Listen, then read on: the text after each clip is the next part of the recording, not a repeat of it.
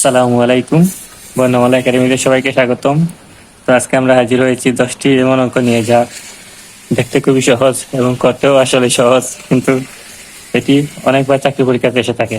তাই চলুন দেরি না করে চলে যাই আমাদের অঙ্কটিতে।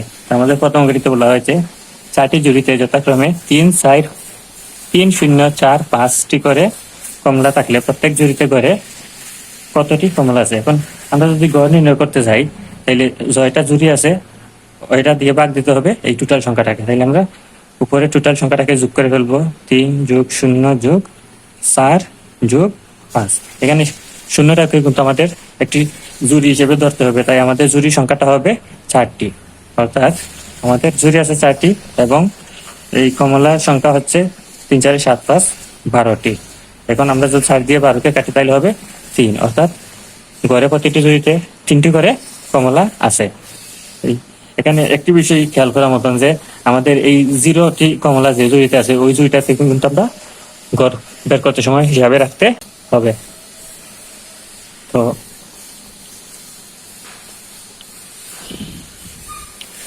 আমাদের দ্বিতীয় অঙ্কটিতে আছে 0.25 পূরণ 0.4 সমান কত।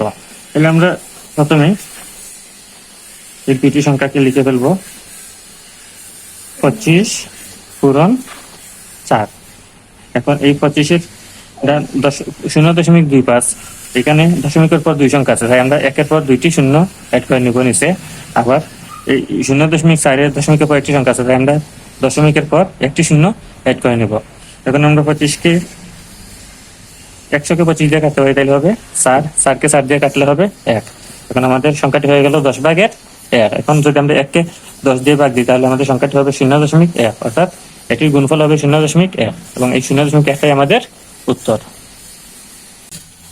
আমাদের 3 নম্বর অঙ্কটিতে বলা হয়েছে ভাজক 10, ভাগফল 10 এবং ভাগশেষ 1 হলে ভাজ্য কত।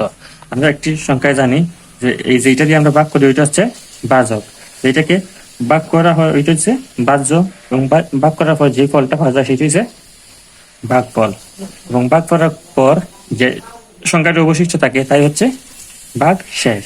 অর্থাৎ আমাদের এখানে ভাজ্যটি বের করতে হবে। এই ভাজ্যটি যেহেতু বের করতে হবে এবং আমরা জানি যে ভাজ্য হচ্ছে সবচেয়ে বড় সংখ্যা, ভাজ্য নির্ণয়ের একটি সূত্র আছে, ভাজ্য সমান ভাজক পূরণ ভাগফল যোগ ভাগশেষ। এখন আমাদের ভাজক দেওয়া আছে 10 পূরণ ভাগফল দেওয়া আছে 10 যোগ ভাগশেষ দেওয়া আছে 1। 10-কে 10 দিয়ে গুণ দিলে হবে 100 যোগ 1 সমান 101। তাহলে আমাদের ভাজ্যটি বের হয়ে গেল 101 এবং এটি আমাদের উত্তর।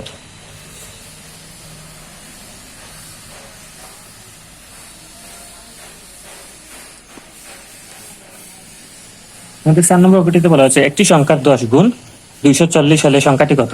আমরা সংখ্যাটি যেহেতু দেওয়া নেই তাই আমরা সংখ্যাটিকে x ধরে নেব এবং গণিতে বলছে সংখ্যাটি 10 গুণ সমান 240, তাই আমরা সংখ্যাটিকে 10 দিয়ে গুণ দিব, সমান দিব 240। এখন এই এক্সটা যদি এই পাশে রাখি, 10 এই পাশে গুণ আছে ওই পাশে গিয়ে হয়ে যাবে ভাগ, তাই আমরা এই 10টাকে নিচে লিখবো। এখন 0 0 কাটা আমরা লিখতে পারি 24, অতএব x সমান 24। তাহলে যেহেতু আমরা সংখ্যাটিকে x ধরেছিলাম তাই x এর মানই হবে সংখ্যাটির মান, অর্থাৎ আমাদের উত্তর হয়ে যাবে 24। আমাদের পঞ্চম অঙ্কটিতে বলা হয়েছে 52 - ক সমান 30 হলে ক এর মান কত। এটা একেবারেই সহজ অঙ্ক, কিন্তু এটি দেখা গেছে অনেকবার পরীক্ষায় চলে আসে, তাই আমরা এটি রাখলাম। প্রথমে আমরা লিখে নেব 52 - ক সমান 30। এখন আমরা মাইনাস করাকে এই পাশে রাখবো, তাহলে হয়ে যাবে 30 - 52। এই 52টা ওইদিকে প্লাস ছিল, এদিকে গিয়ে মাইনাস হয়ে গেছে, তাই আমরা লিখবো 30 - 52। এখন মাইনাস ক সমান 52 থেকে 30 গেলে হবে -22। যেহেতু উভয় পাশে মাইনাস আছে তাই আমরা মাইনাসে বাদ দিতে পারি, ক সমান হয়ে যাবে 22। তাহলে আমাদের উত্তর হয়ে যাবে 22।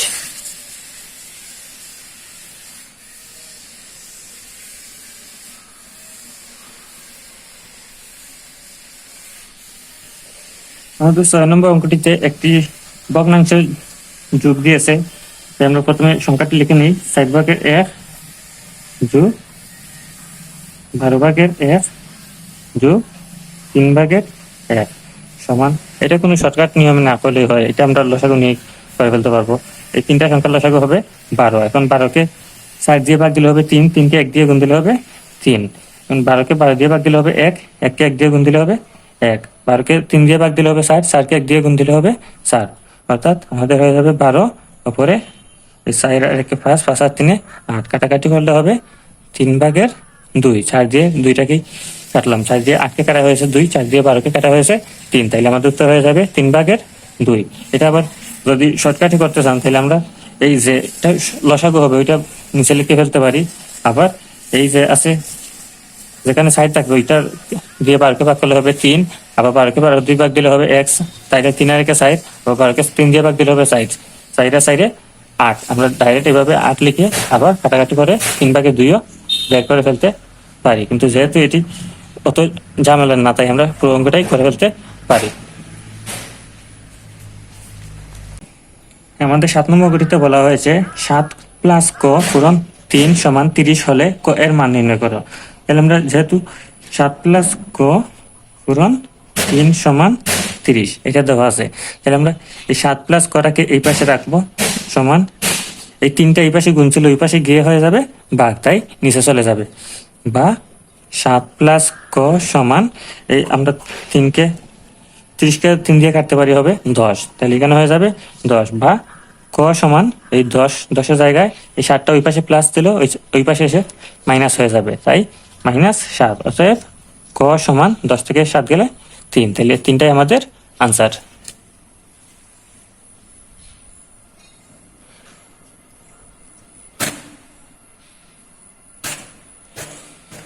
আমাদের পরবর্তী অর্থাৎ 8 নম্বর গতিতে বলা হয়েছে একটি আয়তাকার জমির ক্ষেত্রফল 4250 বর্গমিটার এবং প্রস্থ 50 মিটার, জমিটির দৈর্ঘ্য কত? আমরা জানি যে আয়তাকার ক্ষেত্রফল দৈর্ঘ্য পূরণ প্রস্থ, দৈর্ঘ্যটাকে প্রস্থ দিয়ে গুণ দিলে বের হয় ক্ষেত্রফল, অর্থাৎ এখানে দৈর্ঘ্যটা দেওয়া নাই তাই আমরা দৈর্ঘ্যটা জায়গায় রাখবো, পূরণ প্রস্থটা দেওয়া আছে 50 মিটার তাই আমরা লিখলাম 50, ক্ষেত্রফল দেওয়া আছে 4250, এটা আমরা লিখে ফেললাম, তাইলে এখানে দৈর্ঘ্য সমান এই 50টা এই পাশে গুণ আছে ওই পাশে গিয়ে হয়ে যাবে ভাগ, তাই নিচে চলে যাবে, আর উপরে থাকবে 4250, এখন 4250কে আমরা 50 দিয়ে কাটাকাটি করবো, তাই প্রথমে 0 0 কেটে ফেলবো, পরে 425কে 5 দিয়ে যদি কাটি 5 × 40, 25, 5 × 25, তাহলে আমাদের দৈর্ঘ্যটি বের হয়ে যাবে 85 মিটার, অর্থাৎ এটি আমাদের উত্তর। আমাদের 9 নম্বর গতিতে বলা হয়েছে দৈনিক 120 কিলোমিটার সাইকেল চালিয়ে 480 কিলোমিটার পথ যেতে কতদিনে যেতে পারবে? তাহলে এই প্রতিদিন একদিনে যদি যায় 320, তাহলে 480টা কত দিনে যাবে? এটা একেবারেই সহজ, এটার কোনো কাজ করার নেই, এই 480টাকে 120 দিয়ে ভাগ দিলেই আমাদের উত্তর পেয়ে যাব, তাই 4 × 48 = 4 দিনে, অর্থাৎ একদিনে যদি 120 কিলোমিটার যায় তাহলে 2 দিনে যাবে 120 × 2 সমান হয়ে যাবে 240, আবার 2 দিনে যদি 240 কিলোমিটার যায় তাহলে ওই 240কে 2 দিয়ে ভাগ দিলে হয়ে যাবে গুণ দিয়ে হয়ে যাবে 480, তাইলে আমরা বুঝতেই পারতেছি যে 4 দিনে 480 কিলোমিটার পথ যেতে পারবে। তো আমাদের 10 নম্বর গতিতে বলা হয়েছে 3/2/3, এটা আমাদের সরল করার জন্য বলছে যে এটা সমান কত হবে, তাহলে আমরা প্রথমে 3টাকে জায়গায় রাখবো এবং এই ভাগটাকে আমরা গুণ করে ফেলবো, তো এই ভাগটাকে যেহেতু গুণ করছি তাইলে ভাগের পরে যে সংখ্যাটি আছে ওইটা উল্টে যাবে, তাই 2 উপরে চলে যাবে এবং 3 নিচে চলে যাবে, এখন এই 3টা কিন্তু উপরে আছে, এর নিচে মনে মনে একটা 1 আছে, আর এই 3টা নিচে আছে এবং উপরে নিচে সেম সংখ্যা থাকলে আমরা ওইটা কাটাকাটি করতে পারি, তাই এই 3 দিয়ে এই 3টাকে কেটে ফেলবো, তাইলে আমাদের উত্তর হয়ে যাবে 2। তো এই ছিল আমাদের আজকের 10টি অঙ্ক, আশা করি আপনাদের অঙ্কগুলো ভালোই লেগেছে। তো যদি আমার অঙ্কগুলো ভালো লাগে থাকে তাহলে আমার চ্যানেলটি সাবস্ক্রাইব করে রাখবেন এবং ভিডিওটি লাইক কমেন্ট করে পাশেই থাকবেন। তো আজকের মতো এখানেই বিদায়, আল্লাহ হাফেজ।